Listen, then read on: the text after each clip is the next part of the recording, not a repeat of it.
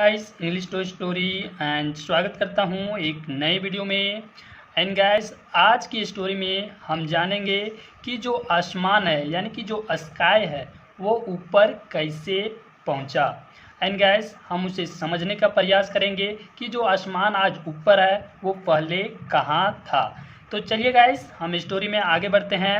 उससे पहले यदि आप चैनल पे न्यू हैं तो चैनल को सब्सक्राइब जरूर कीजिएगा। तो चलिए गाइस हम स्टोरी की ओर आगे बढ़ते हैं। एंड आज का जो स्टोरी का जो टाइटल है वो है how the sky reached higher.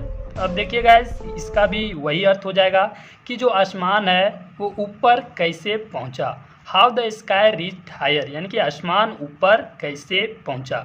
तो चलिए गाइस हम स्टोरी में समझते हैं कि जो आसमान है वो ऊपर कैसे पहुंचा। A long time ago. देखिए guys a long time ago का अर्थ हो जाएगा काफ़ी समय पहले, या बोल सकते हैं बहुत समय पहले। अब देखिए बहुत समय पहले क्या हुआ था। द स्काई वॉज वेरी लो यानी कि बहुत समय पहले जो आसमान था, स्काई जो था वो बहुत ही नीचे था। ये यहाँ कहने का अर्थ है। अब चलिए आगे चलते हैं। People could touch the sky and talk to the clouds. अब देखिए गाइस यहाँ कहने का अर्थ है कि पीपल यानी लोग, कुड यानी कर सकते थे, क्या कर सकते थे, टच यानी कि लोग जो हैं वो आसमान को छू सकते थे। देखिए द स्काई यहाँ लिखा हुआ है कि जो लोग थे वो आसमान को छू सकते थे। एंड और टॉक टू द क्लाउड्स और वे लोग जो थे वो बादलों से बात कर सकते थे। ये यहाँ कहने का अर्थ है। तो गाइस चलिए अब आगे चलते हैं। एंड इस लाइन में वैसी कोई चीज़ समझने वाली बात नहीं है। एंड चलिए देखते हैं आगे। The sun was very hot. और देखिए आगे लिखा गया है कि जो सूरज था वो बहुत ही गर्म था। सो इसलिए नोबडी यानी कि कोई भी नहीं, वेंट यानी जाता था, नियर इट इसलिए कोई भी उसके नज़दीक नहीं जाता था। ये यहाँ कहा गया है। एंड गाइस यहाँ जो ईट है वो सूरज के लिए आया है, क्योंकि सूरज एक निर्जीव है इसलिए यहाँ उसके लिए प्रोनाउन ईट का प्रयोग किया गया है। एंड वेंट ये गो का पास्ट है, जैसे गो, वेंट, गोन। तो चलिए गाइस मुझे आशा है कि आप समझ गए होंगे। एंड आगे देखते हैं क्या होता है। एट दैट टाइम यानी कि उस समय, किस समय, जब आसमान यानी जो स्काई नीचे था उस समय की बात है। तो एट दैट टाइम यानी कि उस समय अन ओल्ड वोमेन यानी कि एक बूढ़ी औरत use to live near the horizon where the sky was very low indeed. अब देखिए गाइस यहाँ कहने का अर्थ है कि उस समय एक बूढ़ी औरत यूज टू लिव यानी कि रहा करती थी। देखिए गाइस यूज टू का उपयोग हम वहाँ करते हैं जहाँ अक्सर काम रेगुलर होता है, यानी जैसे हमने आज वो काम आज भी किया, कल भी करेंगे और परसों भी करेंगे, तो उसके लिए हम यूज टू का प्रयोग करेंगे। यानी वो काम रेगुलर होता हो, आदत के तौर पर होता हो, तो उसके लिए हम यूज टू का प्रयोग करते हैं।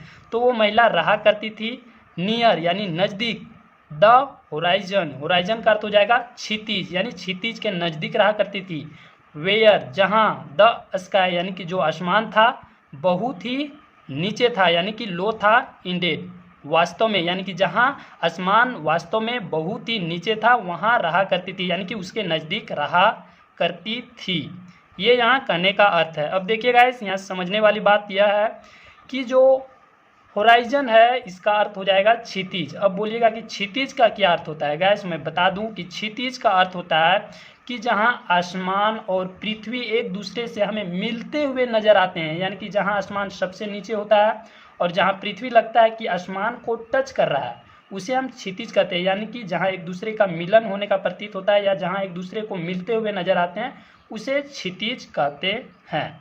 एंड गैस इस लाइन में एक चीज़ और समझने वाली बात है कि ए एन का प्रयोग यहाँ इसलिए किया गया है क्योंकि यहाँ ओ यानी कि वोवेल से शुरू हो रहा है, इसलिए यहाँ ए एन का प्रयोग किया गया है। अगर यहाँ वोवेल से नहीं बल्कि कॉन्सोनेंट से शुरू होता तो यहाँ ए का प्रयोग होता। एंड गैस इस लाइन में वैसी कोई चीज़ समझने वाली बात नहीं है। तो हम चलिए आगे चलते हैं। एंड इंडेड का अर्थ होता है वास्तव में। This women lived alone and spend the whole day cleaning her house. अब देखिए गाइस, यहाँ कहने का अर्थ है कि जो बूढ़ी महिला थी, दिस वोमेन यानी कि वो जो महिला थी वो अकेले रहती थी। देखिए लिव्ड अलोन यानी कि वो अकेले रहती थी, एंड और स्पेन यानी कि अपना जो समय था वो बिताती थी। तो किस चीज़ में? द होल डे यानी कि जो महिला थी वो अपना पूरा दिन बिताती थी क्लीनिंग यानी कि सफाई करने में। तो क्या सफाई करने में? हर हाउस यानी कि अपना घर को साफ करने में वो अपना पूरा दिन बिताया करती थी या बिताती थी। ये यहाँ कहने का अर्थ हो जाएगा। अब चलिए गाइस आगे चलते हैं और देखते हैं कि आगे क्या होता है। 1 ईयर। अब देखिए गाइस, यहाँ 1 ईयर का अर्थ हो जाएगा 1 साल। The summer was specially hot. अब देखिए यहाँ कहने का अर्थ है कि 1 साल जो गर्मी का जो मौसम था वो बहुत ही क्या था? हॉट था। यानी कि कोई साल होगा जिसमें जो गर्मी का जो मंथ होगा वो काफ़ी ज़्यादा स्पेशली मुख्य तौर से गर्म होगा। तो यहाँ वही बात कहा गया है। एंड और the land was very dry. और जो भूमि था वो बहुत ही सूखा हुआ था। यानी कि अधिक गर्मी पड़ने के कारण जो भूमि था वो काफ़ी ज़्यादा सूख गया था। ये यहाँ कहने का अर्थ है। अब चलिए आगे चलते हैं। There was dust everywhere. यानी कि यहाँ कहने का अर्थ है कि हर तरफ धूल ही धूल था। देखिए देयर वॉज डस्ट एवरीवेयर यानी कि हर तरफ धूल ही धूल था। अब चलिए आगे चलते हैं। The old women didn't like this. यानी कि सभी तरफ धूल ही धूल था। तो जो बूढ़ी औरत थी उसे ये सब चीज़ें पसंद नहीं थी। यानी कि गंदगी उन्हें शायद पसंद नहीं थी। ये यहाँ कहने का बात है कि the old women didn't like this यानी धूल जो चारों तरफ थी वो बूढ़ी औरत को पसंद नहीं थी। सो इसलिए शी डिसाइडेड उन्होंने निश्चय किया टू स्वीप यानी कि सफाई करने का, साफ करने का। किसे? द डस्ट यानी गंदगी को अवे यानी कि वहाँ से गंदगी को साफ करने का निश्चय किया, या बोल सकते हैं वहाँ से गंदगी को हटाने का जो बूढ़ी औरत थी, जो बूढ़ी महिला थी, उन्होंने निश्चय किया। अब चलिए देखते हैं कि जो बूढ़ी औरत थी वो क्या वो गंदगी को हटा पाती है या उसके साथ कुछ और होता है। तो चलिए देखते हैं आगे। बट लेकिन the more she swept the dusty ground the more dust rose around her in large volumes and she almost choked। अब देखिए गाइस, यहाँ कहने का अर्थ है कि बट लेकिन द मोर यानी कि जितना अधिक, सी स्वीप्ट यानी कि जितना अधिक वो साफ करती थी। देखिए स्विफ्ट यानी साफ करती थी किसे? द डस्टी यानी गंदगी को। कहाँ से? ग्राउंड से। यानी कि वो जितना अधिक गंदगी को, डस्ट को ग्राउंड से साफ करती थी। द मोर यानी कि उतना अधिक, द डस्ट यानी कि द मोर उतना अधिक, डस्ट रोज यानी कि उतना अधिक जो गंदगी था वो उमड़ता था। यानी कि वहीं वो साफ करती थी तो वो उड़ता था। कौन? गंदगी।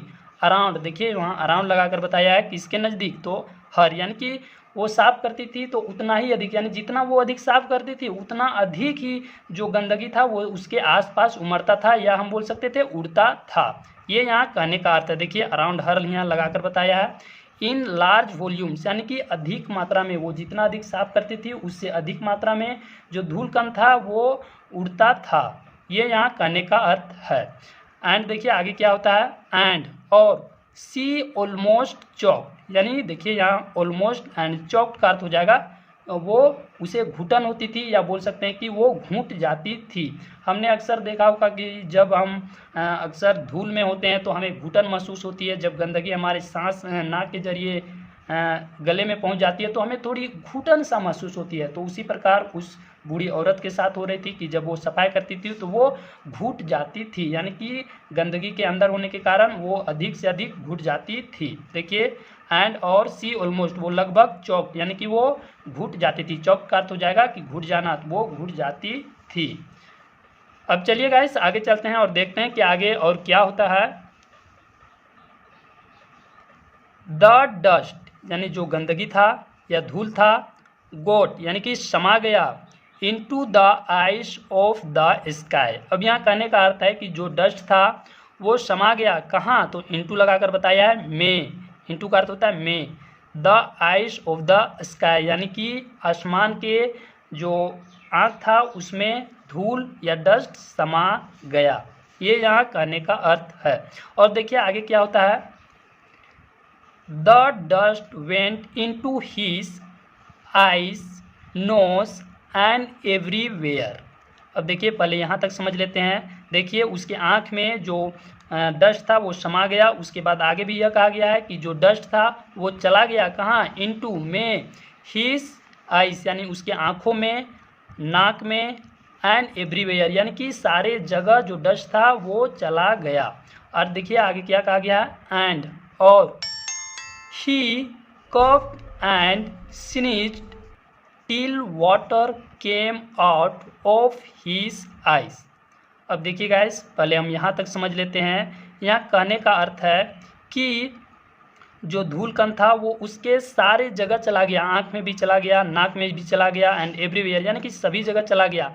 एंड और ही कफ्ड यानी कि कफ्ड का अर्थ हो जाएगा खांसना, और वो खांसा, एंड क्या, स्नीज यानी कि छींका, टिल यानी कि तब तक। तो देखिए कब तक वो छींका, वाटर केम आउट यानी कि वो तब तक खांसा और छींका जब तक कि पानी नहीं निकल गया। देखिए वाटर केम आउट जब तक पानी बाहर नहीं आया, कहाँ से, ऑफ हिज आइज यानी उसके आँखों से, उसके नाक से, देखिए आइज, नोज एंड एवरीवेयर यानी कि सभी जगह से जब तक पानी बाहर नहीं आ गया तब तक वो खांसता रहा और छींकता रहा। ये यहाँ कहने का अर्थ है कि वो तब तक छींका या तब तक खांसता रहा जब तक कि उसके इन जगहों से पानी नहीं निकल गया। कौन खांस रहा था, ये स्काई की बात हो रहा है, यानी कि ये आसमान की बात हो रहा है कि आसमान के आँखों में, नाक में और पूरे शरीर के हर पार्ट में जो डस्ट था वो चला गया और वो खांसता और छींकता रहा जब तक कि पानी नहीं निकल गया। तो चलिए आगे देखते हैं क्या होता है उसके बाद। His tears dropped on the ground and made the dusty ground muddy। अब देखिए गाइस यहाँ कहने का अर्थ है कि जब उसके आँखों से एंड उसके नाकों से जब पानी निकला तो जो उसमें जो धूल कण थे यानी कि जो भूमि पर, जो ग्राउंड में, या बोल सकते हैं कि जो ज़मीन पर डस्टी यानी कि जो गंदगी थी, तो जब उसके आँखों से पानी निकलता है तो वो सारे जो गंदगी भूमि पर पड़ी थी उसके कारण मैला हो गया, या बोल सकते हैं पानी निकलने के कारण वो सारा जो भूमि था या ज़मीन था वो गंदगी से भर गया। ये यहाँ कहने का अर्थ है कि उसके आंसू निकल पड़े और धूल से भरी जो ज़मीन थी वो मैला हो गया। देखिए हिज टीयर्स यानी जो उसके आंसू थे, ड्रॉप्ड यानी कि गिरे, कहाँ पर, तो ऑन द ग्राउंड यानी कि ज़मीन पर, एंड और मेड यानी कि बना दिए। देखिए मेक का ये पास्ट है, मेड, और बना दिया, क्या बना दिया, डस्टी यानी कि गंदगी फैला दिया, कहाँ पर, द डस्टी ग्राउंड यानी कि डस्टी ग्राउंड यानी कि जो गंदगी यानी कि ग्राउंड पर पड़ी हुई थी उसे क्या बना दिया, मडी यानी कि मैला बना दिया। देखिए हम अक्सर स्टोरी में आपको बताएं हैं कि मडी का जैसे मडी वाटर यानी गंदगी से भरा पानी, या मडी मैला पानी, तो उसी प्रकार यहाँ गंदगी से भर दिया या बोल सकते हैं मैला बना दिया उस सारे भूमि को, ग्राउंड को। अब चलिए आगे देखते हैं। द वोमेन यानी जो बूढ़ी औरत थी वो गॉट यानी कि हो गई वेरी एंग्री। अब देखिए जो बूढ़ी औरत थी यानी कि महिला जो थी वो बहुत ही गुस्सा हो गई। ये यहाँ कहने का अर्थ है। अब देखिए उसके बाद क्या होता है, सी स्क्रीम्ड एट द स्काई। अब देखिए यहाँ कहने का अर्थ है कि जो बूढ़ी औरत थी वो गुस्सा हो गई, एंड स्क्रीम का अर्थ होता है चिल्लाना। तो जो बूढ़ी औरत थी वो चिल्लाई किस पर, तो एट लगाकर बताया है, एट द स्काई यानी आसमान के ऊपर चिल्लाई। उसके बाद देखिए क्या होता है, एंड और बिफोर ही कुड एक्सप्लेन यानी कि एंड और बिफोर ही कुड एक्सप्लेन यानी कि वो कुछ एक्सप्लेन कर पाता, यानी कौन, आसमान उसे कुछ बोल पाता, या हम बोल सकते हैं कि वो जब तक कुछ एक्सप्लेन कर पाता या अपना सफाई दे पाता तो उससे पहले देखिए महिला क्या करती है, सी स्टार्टेड यानी वो शुरू कर देती है क्या करना, स्मैकिंग का अर्थ होता है चाटा मारना, या बोल सकते हैं पीटना शुरू कर दी, किसे, हिम यानी कि स्काई को, हार्ड यानी बहुत जोर से, विथ हर ब्रूम यानी कि देखिए यहाँ कहने का अर्थ है कि बादल कुछ कह पाता या कुछ एक्सप्लेन कर पाता उससे पहले ही जो महिला थी वो मारना उसे शुरू कर दी बहुत ज़ोर से, किससे, तो हर ब्रूम यानी कि अपने झाड़ू से आसमान को मारना शुरू कर दी। ये यहाँ कहने का अर्थ है। देखिए उसके बाद क्या होता है कि वो महिला उसे मारती है तो क्या वो भाग पाता है या नहीं, वो हम आगे देखते हैं स्टोरी में। The sky had to run away higher up to save himself. अब देखिए गाइस, यहाँ कहने का अर्थ है कि जो आसमान है, यानी कि आसमान द स्काई, यानी आसमान हैड टू रन अवे, यानी कि आसमान को वहाँ से भागना पड़ा। हैड टू का अर्थ होता है कि ऐसा करना पड़ा। जैसे हम एक ट्रांसलेशन के जरिए इसे बताते हैं कि I have to go to school, यानी कि मुझे स्कूल जाना पड़ता है, यानी कि ज़बरदस्ती वाली काम है कि मुझे ऐसा काम करना पड़ता है। तो यहाँ हैड टू का प्रयोग है, यानी कि उसे ऐसा करना पड़ा, यानी कि उसे वहाँ से भागना पड़ा। देखिए रन अवे यानी कि भागना पड़ा, कहाँ, हायर अप यानी कि ऊंचा या ऊपर भागना पड़ा। किस लिए, तो टू सेव हिमसेल्फ, यानी कि अपने आप को बचाने के लिए उसे वहाँ से उसे भागना पड़ा। ये यहाँ कहने का अर्थ है। हिमसेल्फ मतलब खुद को, जैसे हम यूज करते हैं my self, your self, them self, her self, इसी प्रकार यहाँ हिमसेल्फ का प्रयोग किया गया है। अब चलिए देखिए उसके बाद क्या होता है आगे।